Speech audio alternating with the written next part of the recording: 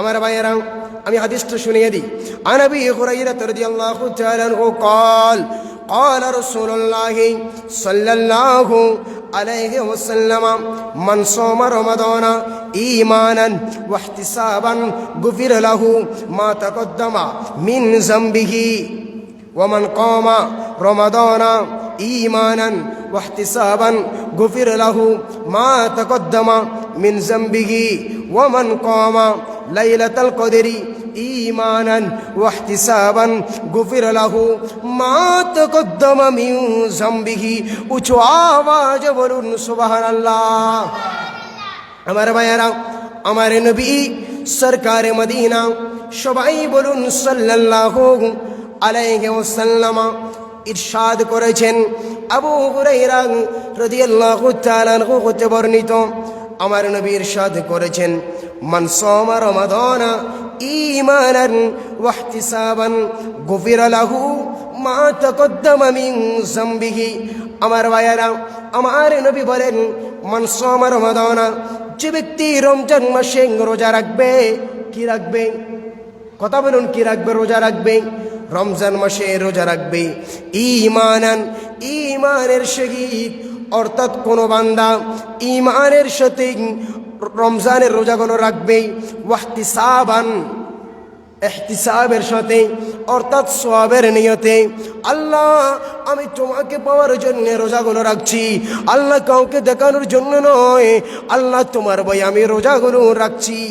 এই মনোভাবটা রে, কোনো বান্দা যদি রমজানের রোজাগুলো রাখে, আমার নবী বলেন গুফিরা লাহু মা তাকদ্দামা মিন যামবিহি, আল্লাহ রাব্বুল আলামিন তার অতীতের সমস্ত গুনাহটা মার্জনা করে দিবে।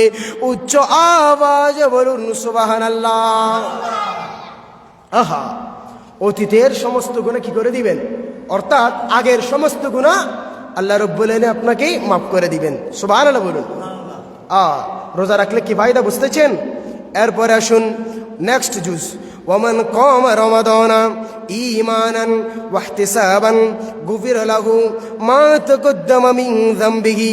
আল্লাহর নবী সরকারে মদিনা সাল্লাল্লাহু আলাইহি ওয়াসাল্লাম বলেন, এ আমার উম্মত, আমি তোমাদেরকে জানিয়ে দিলাম, কোনো বান্দা যদি রমজানের রাতে তারাবি পড়ে, তাহাজ্জুদ পড়ে, আল্লাহর ইবাদতের মধ্যে যদি কাটাতে পারে। রমজানের মধ্যে অনেক মানুষ আছে যারা সারা রাত ইবাদত করে আল্লাহকে পাওয়ার জন্য। সুবহানাল্লাহ বলুন। তো যারা রমজানের রাতে তারাবি, আপনি কিছুক্ষণ ঘুমালেন, এটিও ইবাদত। তারাবি পড়লেন, এটিও ইবাদত। আপনি সেহরি খেলেন, এটিও ইবাদত। ইফতার করলেন, এটিও ইবাদত। আপনি তাহাজ্জুদ পড়লেন, এটিও ইবাদত। সালাতুত তাসবিহ পড়লেন, এটিও ইবাদত। কোরআন তেলাওয়াত করেন, এটিও ইবাদত।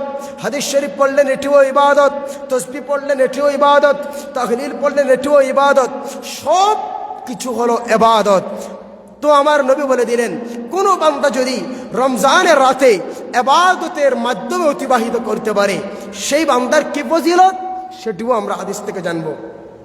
নবী বলেন, গুফিরা লাহু মা তাকদ্দামা মিন যামবিহি, ওই বান্দাগুলোকেও আল্লাহ রাব্বুল আলামিন অতীতের সমস্ত গুনাহ ক্ষমা করে দিবে।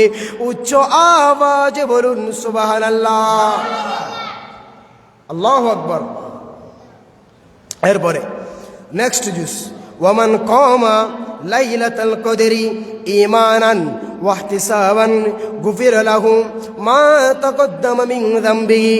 আল্লাহর নবী সরকারে মদিনা সাল্লাল্লাহু আলাইহি ওয়াসাল্লাম ইরশাদ করেছেন, কোন বান্দা যদি রমজানের মধ্যে আল্লাহ রাব্বুল আলামিন মহিমান্বিত একটি রাত দিয়েছেন, হাজার মাসের চেয়ে উত্তম, এই রাতের নাম হলো লাইলাতুল কদর। সুবহানাল্লাহ বলেন। ওই লাইলাতুল কদরের রাতে কোনো বান্দা যদি ঈমানের সাথে, ইহতিসাবের সাথে, অর্থাৎ স্বপ্নের আশায় রাত অতিবাহিত করবে, আল্লাহ রাব্বুল আলামিন বলেন, ওই বান্দাকেও আমি আল্লাহ অতীতের সমস্ত গুনাহ খাতা ক্ষমা করে দেব। উচ্চ আওয়াজে বলুন সুবহানাল্লাহ। আহা, আল্লাহ রাব্বুল আলামিন বান্দাকে ক্ষমা করে দেওয়ার জন্যে ডাকছে, কিন্তু বান্দা সব সময় দূরে সরে যাচ্ছে। আল্লাহ রব্বুল আলামিন আমাদেরকে প্যারা নবীর সুন্নাহগুলা মেনে রাসূল পাক সাল্লাল্লাহু আলাইহি ওয়াসাল্লামকে ভক্তি মহব্বত করে রাত অতিবাহিত করার, রমজানের রোজা রাখার, তারাবি পড়ার, সেহরি খাওয়ার, ইফতার করার, কোরআন তেলাওয়াত করার, তাসবিহ তাহলিল পড়ার, জিকির আজকার করার তৌফিক করে দিক। বলুন আমিন। আর